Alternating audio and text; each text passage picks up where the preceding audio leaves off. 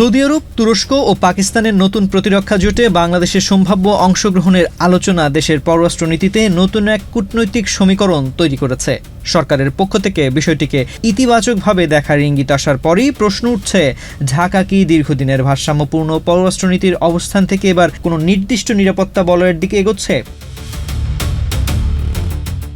গত 7 আগস্ট মক্কায় Saudi Arab, তুরস্ক ও Pakistan Mecca joint defence agreement সই করে। চুক্তির মূলনীতি হলো 3 দেশের কোনো একটির উপর সশস্ত্র হামলা হলে সেটিকে 3 দেশের সবার উপর হামলা হিসেবে বিবেচনা করা হবে। ন্যাটোর সম্মিলিত প্রতিরক্ষা নীতির সঙ্গে এর তুলনা করা হলেও বিশ্লেষকদের মতে কাঠামো বিবেচনা করা হবে। ন্যাটোর সম্মিলিত প্রতিরক্ষা নীতির সঙ্গে এর তুলনা করা হলেও বিশ্লেষকদের মতে কাঠামো ও সক্ষমতার দিক থেকে এটি এখনও ন্যাটোর সমতুল্য নয়। চুক্তিটি অন্য দেশগুলোর জন্য উন্মুক্ত রাখা হয়েছে। One parcel, more ways to send. Pathao parcel has expanded. Explore the new parcel. এই জোটের পেছনে রয়েছে পশ্চিম এশিয়ার দ্রুত বদলে যাওয়া নিরাপত্তা পরিস্থিতি, যুক্তরাষ্ট্র ইরান সংঘাত, উপসাগরীয় অঞ্চলে হামলা এবং ইয়েমেনের হুতি বিদ্রোহীদের তৎপরতার মধ্যে সৌদি আরব নিজেদের নিরাপত্তা কাঠামো আরও শক্তিশালী করতে চাইছে। একই সঙ্গে তুরস্ক ও পাকিস্তানের সঙ্গে প্রতিরক্ষা সহযোগিতাও নতুন মাত্রা পাচ্ছে। ঢাকার জন্য সবচেয়ে বড় চ্যালেঞ্জ হতে পারে ভারসাম্যপূর্ণ কূটনীতি। বাংলাদেশ একদিকে ভারত, চীন, যুক্তরাষ্ট্র, জাপান ও ইউরোপের সঙ্গে অর্থনৈতিক ও কৌশলগত সম্পর্ক বজায় রাখে, অন্যদিকে মধ্যপ্রাচ্যের দেশগুলোর সঙ্গে রয়েছে শ্রমবাজার, রেমিটেন্স ও বাণিজ্যের গুরুত্বপূর্ণ সম্পর্ক।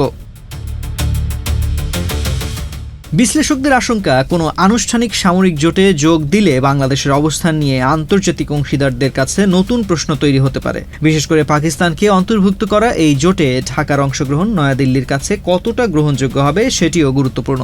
রয়টার্সের বিশ্লেষণেও ভারতের সঙ্গে সম্পর্ক এবং বাংলাদেশের রপ্তানি ও বৈদেশিক মুদ্রার উপর সম্ভাব্য প্রভাবকে গুরুত্বপূর্ণ বিবেচনা হিসেবে তুলে ধরা হয়েছে।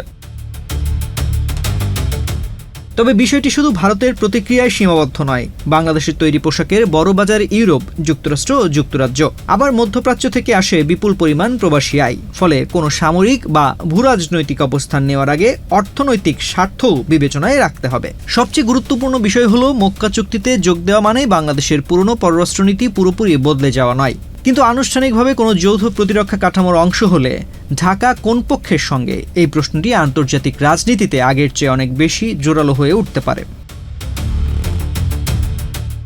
তাই এখন বাংলাদেশের সামনে মূল প্রশ্ন শুধু নিরাপত্তা সহযোগিতায় যোগ দেওয়া নয়, বরং কিভাবে জাতীয় নিরাপত্তা, অর্থনৈতিক স্বার্থ এবং ভারতের পাশাপাশি বৃহৎ শক্তিগুলোর সঙ্গে সম্পর্ক, এই 3টি বিষয়ে একই সঙ্গে সামনে রাখা যায়।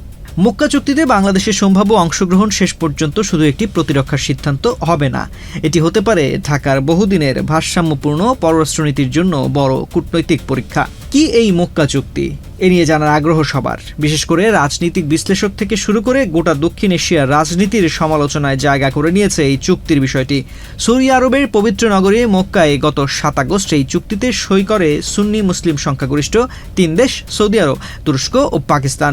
ন্যাটোর যৌথ প্রতিরক্ষা নীতির আদলে তৈরি এই চুক্তিতে বলা হয়েছে, কোনো একটি সদস্য দেশে সশস্ত্র হামলা হলে সেটিকে সব সদস্যের উপর হামলা হিসেবে বিবেচনা করা হবে।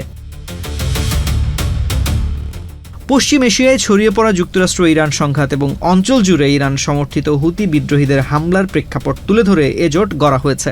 ন্যাটোর দ্বিতীয় বৃহত্তম সেনাবাহিনীর দেশ তুরস্কের সঙ্গে পারমাণবিক অস্ত্রধারী পাকিস্তান এবং বিশ্বের অন্যতম শীর্ষ তেল রপ্তানিকারক সৌদি আরব এই চুক্তিতে রয়েছে। তুরস্ক জানিয়েছে চুক্তিটি অন্য দেশের জন্য উন্মুক্ত। চুক্তির ঘোষণার সদস্য দেশগুলো নিজেদের যৌথ নিরাপত্তা আরও জোরদার করার পাশাপাশি নিজেদের অঞ্চল ও অঞ্চলের বাইরে শান্তি, নিরাপত্তা ও স্থিতিশীলতা বজায় রাখার যৌথ অঙ্গীকার ব্যক্ত করেছে। যুক্তরাষ্ট্র ও ইরানের মধ্যকার সংঘাত নিরসনে বিভিন্ন উদ্যোগে যৌথভাবে অংশ নেওয়ার বিষয়েও প্রতিশ্রুতিবদ্ধ হয়েছে দেশ 3টি। এই চুক্তিতে বাংলাদেশের অংশগ্রহণ নিয়ে আলোচনার মধ্যে 27 আগস্ট জেদ্দায় অনুষ্ঠেয় OICর মন্ত্রী পর্যায়ের জরুরি সভায় যোগ দিতে যাচ্ছেন প্রতিমন্ত্রী হুমায়ুন কবির।